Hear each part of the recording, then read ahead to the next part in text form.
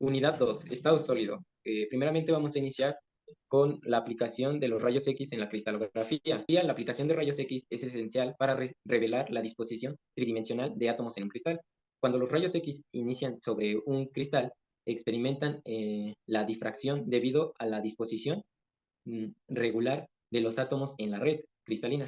Este fenómeno genera patrones en inferencias que registran en forma de difractograma. La información contenida en los difractogramas se utiliza para determinar la estructura cristalina, identificando las distintas distancias interatómicas y los ángulos entre los planos cristalinos.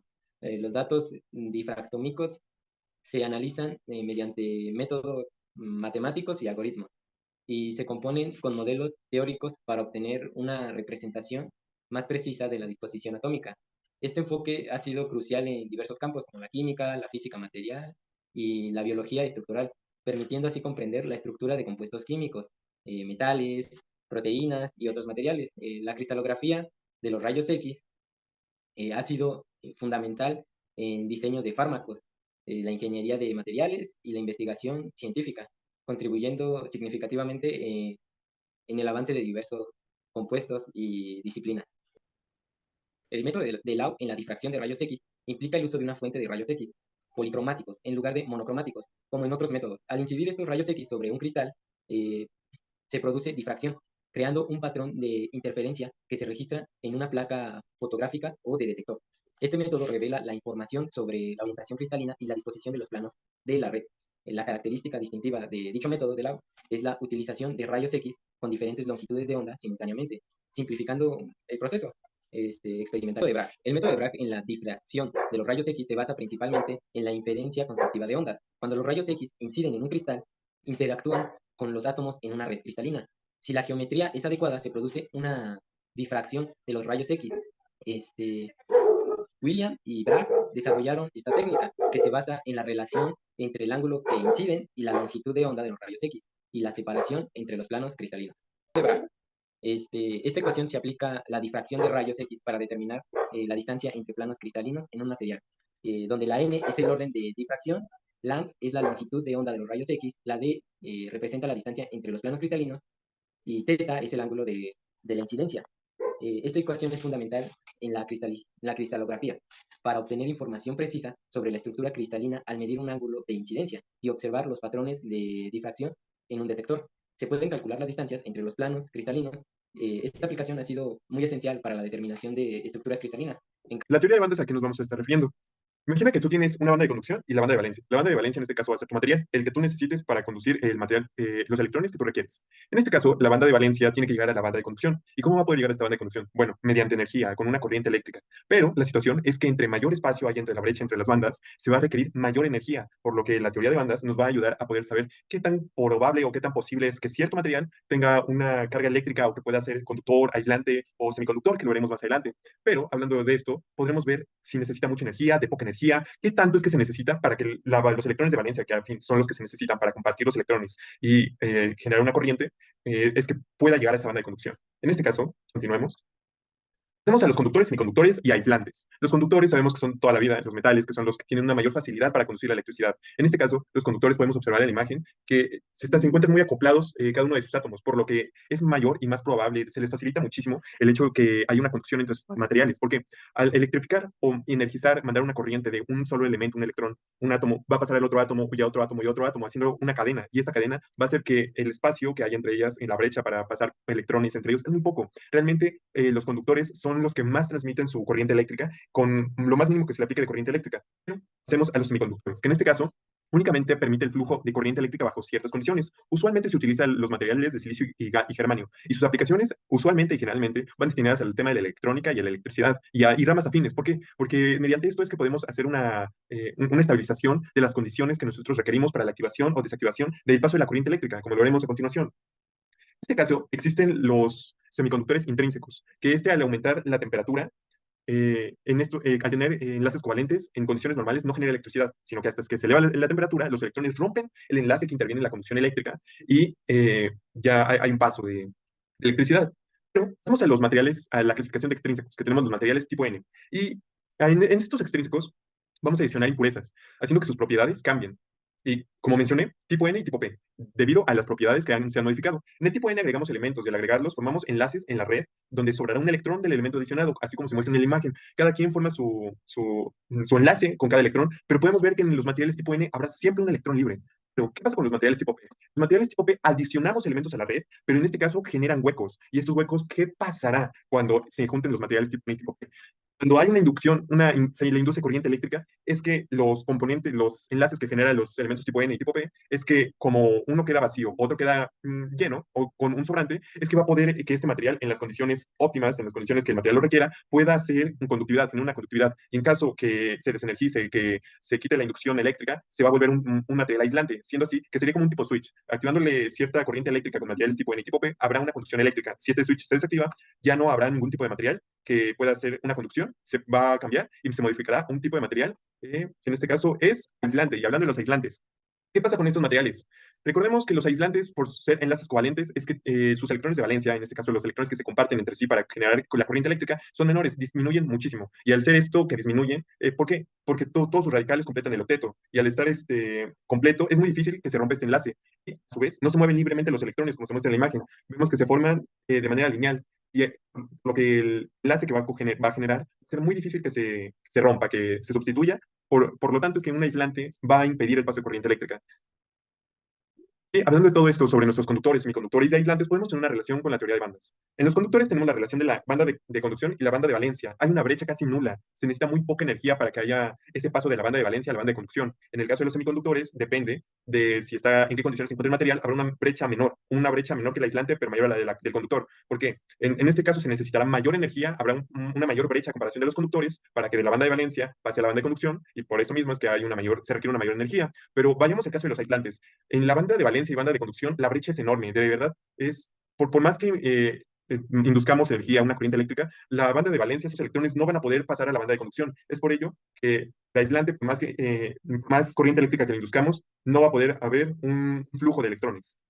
Hablando de todo esto, hablemos de los superconductores. ¿Qué son los superconductores? Sería un material que conduce la electricidad sin resistencia. ¿Por qué sin resistencia? Porque parte de la energía que se pierde debido a que el material presenta resistencia al paso de electrones va perdiendo energía a medida de su transmisión. ¿Qué sería esto? Imagina que como Hansel y Gretel, como el cuento que empiezan con muchas semillas, al paso en el que van caminando, van descubriendo, van poniendo semillas, semillas, semillas para supuestamente no perder el camino. En este caso es más o menos lo que pasa con la energía en este caso. A medida que hay una transmisión de electrones, se va perdiendo su energía. Pero ¿cómo podríamos hacer para que esto disminuzca? En este caso, los superconductores necesitarían temperaturas del 0 grado absoluto para poder ser que no exista esta situación, porque por mayor tramo que haya, por mayor circuito que exista, igual se va a mantener la energía, no se va a perder, va a mantenerse y no se va a disipar de manera de calor. Pero a todo esto existe una temperatura crítica, que en medida de qué temperatura vaya teniendo nuestro material, va a ser el momento en la que su superconductividad es nula y pasa a ser únicamente un conductor. ¿Y cuál es la ventaja de todo esto? La energía no se perdería y la corriente eléctrica fluiría sin disipación. Bueno, antes de comenzar con el tema de ácidos y bases, hay que dar una breve explicación sobre el tema que está aportado, que es electroquímica. La electroquímica básicamente es la ciencia, la rama de la química, que estudia la interacción entre la electricidad con la química. Esto mediante procesos de reacciones en las cuales, en base a una serie de placas de metal, podemos generar una corriente eléctrica a través de la transformación con un ácido o base. En dicho caso también puede ocurrir al revés, donde una placa que está cubierto o sometido dentro de un recipiente con ácido o una base pueda caer un recubrimiento. Ya vamos, posteriormente vamos a explicar lo que son los ácidos y bases. ¿Qué es un ácido y base? Se podría considerar que los ácidos y bases son sustancias que existen en toda la naturaleza. Se distingue principalmente por su nivel de pH, es decir, el grado de acidez o alcalinidad que tienen dicho ácido o base. Ambos pueden ser corrosivas y a menudo dependiendo del tipo de ácido o base, para lo cual podemos medir el pH del ácido o base a través de la siguiente tabla de colores del pH. Algunas características de los ácidos y bases son que los ácidos principalmente tienen un sabor agrio, son muy corrosivos para la piel, por lo cual no se tiene que manejar con extremo cuidado. Puede disolver distintas sustancias e incluso puede oxidar algunos metales. Mientras tanto que las dos bases tienen un sabor amargo, son suaves al tacto pero corrosivos a la piel, así que hay que tener un manejo con cuidado. Básicamente, dichas bases tienen la capacidad de neutralizar los ácidos. Ya si aplicamos los ácidos y las bases en la industria, que los ácidos al tener una propiedad muy corrosiva, normalmente los usamos ya sea residuos o impurezas, sustancias que se va a utilizar en la industria, ya sea en los recubrimientos de metales o en reacciones químicas que permitan la obtención de electricidad, como en este caso se aplica en la electroquímica. Asimismo, las bases se emplean principalmente como una neutralización de los ácidos, ya que al juntar una base con un ácido puede neutralizar. Esto es muy útil principalmente en la elaboración de medicamentos, ya que el cuerpo humano, principalmente en el estómago, está compuesto por ácido clorhídrico, un ácido muy peligroso en el cual puede ser neutralizado a través de una base. También estas bases las podemos encontrar a menudo en productos de limpieza, principalmente el jabón. Ya hablando de ácidos y bases fuertes, estos se caracterizan principalmente porque tienen un nivel de pH muy alto según el tipo, según la escala que corresponda. En este caso, para los ácidos, para que se consideren como ácidos fuertes, tiene que tener una escala pH casi cercana al cero. Algunos de estos ejemplos son el ácido clorhídrico, que normalmente se encuentra en nuestro estómago, también el ácido sulfúrico, el ácido nítrico, ácido bromídico, y el ácido perclorítico y ácido crómico. Ya si hablamos de las bases fuertes, estas se caracterizan porque su nivel de pH casi está cerca del número 14. Algunos ejemplos son el hidróxido de sodio, el hidróxido de litio, el electróxido de potasio, entre otros. Ya si hablamos entre ácidos y bases débil, se caracteriza porque están más lejos de su nivel máximo de pH. En el caso de los ácidos débiles, se encuentran casi cerca de la donde normalmente se encuentran las sustancias neutras. Algunos ejemplos de ácidos débiles son el ácido fórmico, el ácido acético, el ácido clorhídrico. De base es casi lo mismo, está casi cerca de la escala de pH del número 7. Algunos de estos ejemplos son el amoníaco, la metalina, la amina, entre otros. También existen algunos indicadores que nos permiten conocer el tipo de pH. Están los papeles con azul de azul y rojo, la fenolftalina, que permite detectar ya sea una base o un ácido dependiendo del tipo de fentanilina que se aplique, y su color va a depender si va a ser ácido o base. También tenemos las guías indicadoras que junto con la escala de pH nos permite conocer el tipo de pH que tiene dicha sustancia, o también el potenciómetro de pH que al introducirlo en la sustancia a través de un display digital nos permite mostrar el pH de la sustancia. Ahora vamos a hablar de algunas teorías de los ácidos. Primero, iniciemos con la disociación. Esta teoría se presenta principalmente en las sustancias que tienen un enlace iónico, es decir, que, que un átomo transfiere su último electrón de su última capa a un electrón de otro átomo de otro elemento para que pueda completar el octeto. En este caso, se puede ver en el caso que el sodio cede su electrón al cloro. Es así para que el sodio tenga su octeto con una carga positiva y el cloro con una carga negativa.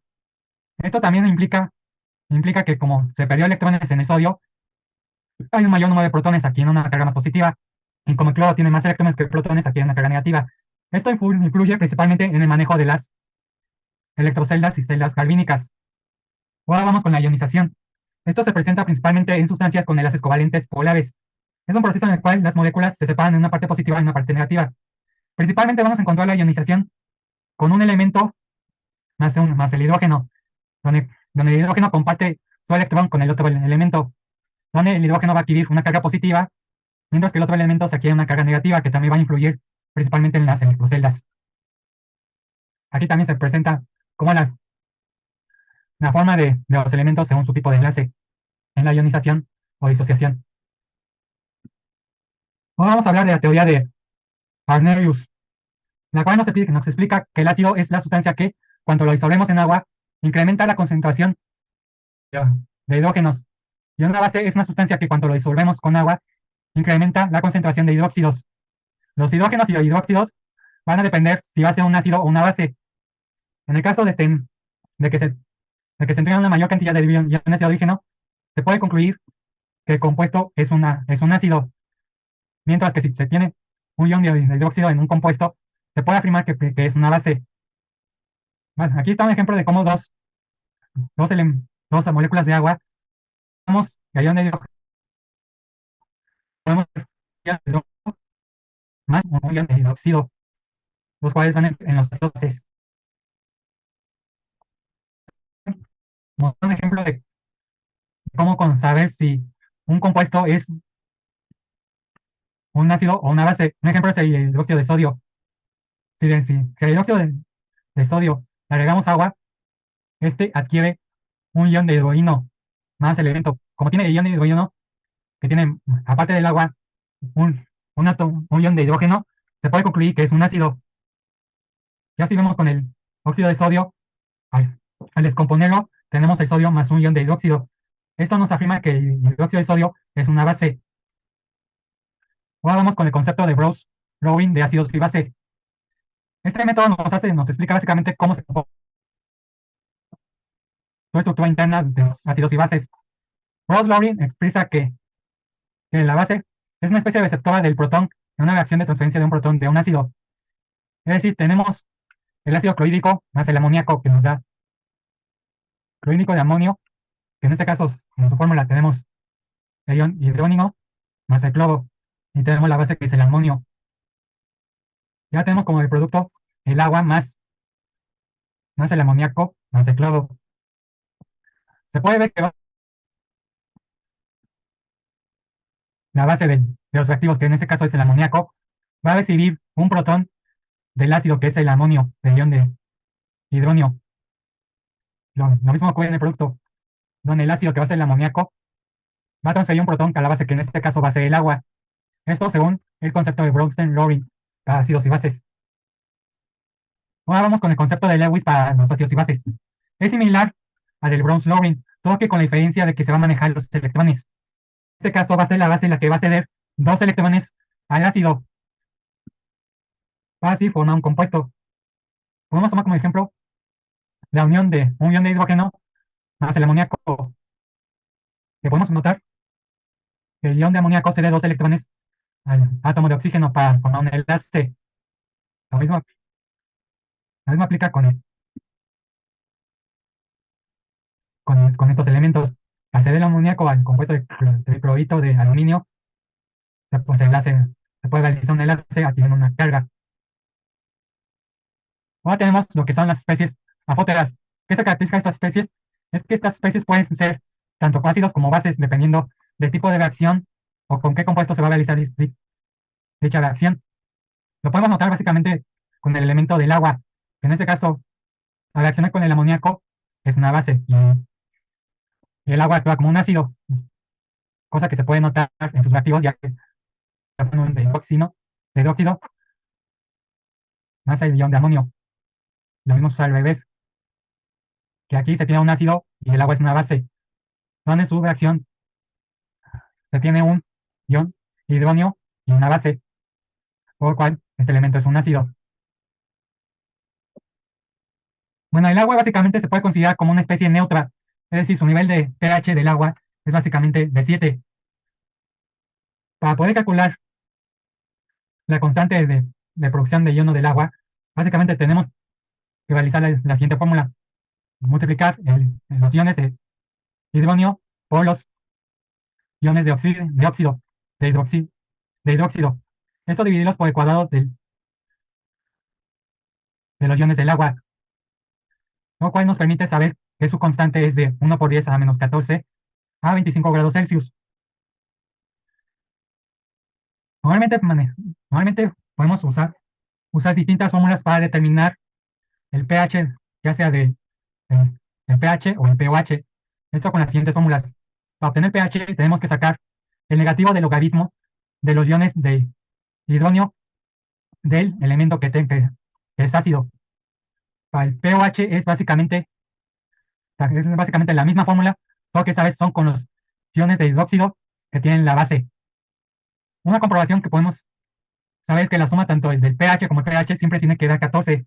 Es decir, no pueden dar un valor distinto a 14, ya que básicamente el pOH completa el valor de pH, lo mismo viceversa.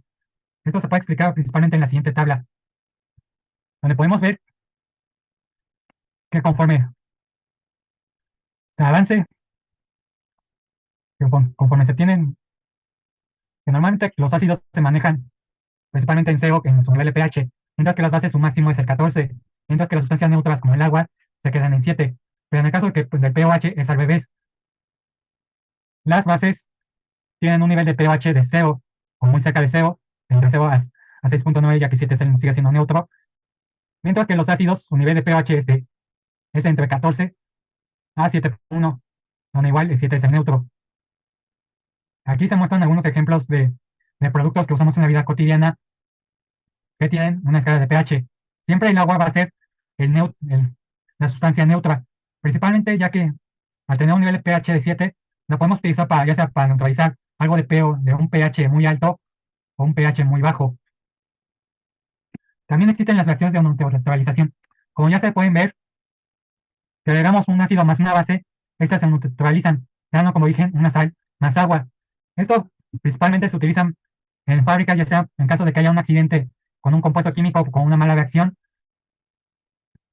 La persona que sea contaminada, ya sea con un ácido o una base, pueda eliminarla usando su reacción contraria, que en este caso, si se contaminó de un ácido, es con una base, y si es una base con un ácido, dando siempre sal más agua. Lo mismo viceversa, si juntamos una sal más agua, nos darán un ácido más una base. Aquí se muestran algunos ejemplos de reacciones de neutralización. Ya para finalizar, tenemos las soluciones amortiguadoras. Como algunos elementos tienen un nivel de pH no muy constante, es decir, que pueden variar en cantidades, les aplicamos un amortiguador para que tenga un nivel de pH básicamente constante. Eso con el fin de que cuando la acción no haya un cambio brusco en su nivel de pH. Básicamente no afecta mucho a la velocidad de la reacción, solo afecta que su nivel de pH va a ser constante. ¿Qué es una batería? Bueno, primero que nada es un dispositivo que almacena y genera energía mediante un proceso químico. En este caso, son celdas galvánicas, que es el proceso de electroquímica, donde se interactúan los ánodos y cátodos de cada elemento, sí, de cada electrodo, para permitir el flujo de electrones. ¿Y tipos de baterías hay? Hay baterías de muchísimos tipos actualmente. Están las alcalinas, ácido plomo, níquel, hierro, cadmio, hidruro, iones de litio, polímero de litio. La mayor de sus diferencias es su aprovechamiento, qué tanta vida útil pueda tener, sus aplicaciones, porque hay ciertas baterías que tienen un uso destinado para ciertas circunstancias, ya sea que entregan un mayor voltaje, o es más fácil que te entreguen algún voltaje, y también su tamaño, porque seamos sinceros, no es lo mismo el tamaño de una batería de tu control remoto a una batería de un carro, de un automóvil. En este caso, los tipos de baterías que existen actualmente en el mercado son lo que nos va a diferenciar y nos van a apoyar para tener el voltaje y la corriente necesaria. Explicación de su funcionamiento. ¿Cómo es que funciona realmente una batería? Bueno, entendemos que son celdas voltaicas que tienen un voltaje físico, y ese voltaje se determina mediante su diferencial de potencial de reducción entre sus electrodos. ¿Esto qué significa? Dentro de la batería existe un proceso de redox, que mientras el cátodo se reduce, el ánodo se oxida. En ese potencial de reducción hay ciertos valores de voltaje que van a entregar este proceso. Este proceso, a través de la química, se produce un voltaje, y este voltaje es lo que vamos a poder hacer para que la batería tenga un funcionamiento mayor, ¿no? Entonces, los electrones que vamos a manejar en este caso van a fluir desde el ánodo hasta el cátodo. Como vemos en el ejemplo, va a haber un movimiento de cationes que se van a mover del ánodo al cátodo, y movimiento de aniones que van del cátodo al ánodo. En este caso hay un puente salino, que es como el puente que ves, que con forma de U, que va a nivelar los iones de cada uno de los reactivos que vamos a tener. Y en este caso también los electrodos, en este caso que es de zinc y de cobre, que van a hacer una interacción de electrones, van a entregarte electrones, va a tener su flujo, y a través de toda esta celda voltaica, si la volvemos a repetir las veces necesarias para entregar cierto voltaje, es que vamos a poder diferenciar una celda voltaica del otro. ¿Por qué? Por la diferencia de voltaje. Así es como funcionan las baterías que usamos, desde la batería de tu control remoto hasta la batería de tu coche. Ok. ¿Qué es una celda de combustible y cuál es su funcionamiento? Una celda de combustible es un dispositivo electroquímico que convierte la energía química almacenada en combustible directamente electrificado mediante una reacción electroquímica. La operación de una celda de combustible implica dos electrodos, anodo y cátodo, separados por un electrolito, bueno, voy a pasar a explicar pues, qué es cada uno de ellos. El anodo es el combustible, es como hidrógeno, se divide en iones de hidrógeno, en protones y electrones. La reacción típica del anodo es 2H-2.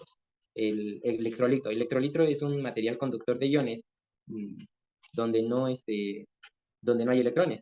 Permite el movimiento de iones de hidrógeno, o sea, los protones, desde el anodo hasta el cátodo, mediante fuerza y los electrones a seguir un camino externo. El cátodo. El cátodo son los patrones y los electrones que se combinan con un oxidante, con un agente oxidante. Este, la generación de electricidad es el flujo constante de los electrones a través de un circuito externo desde el anodo, eh, para crear la electricidad.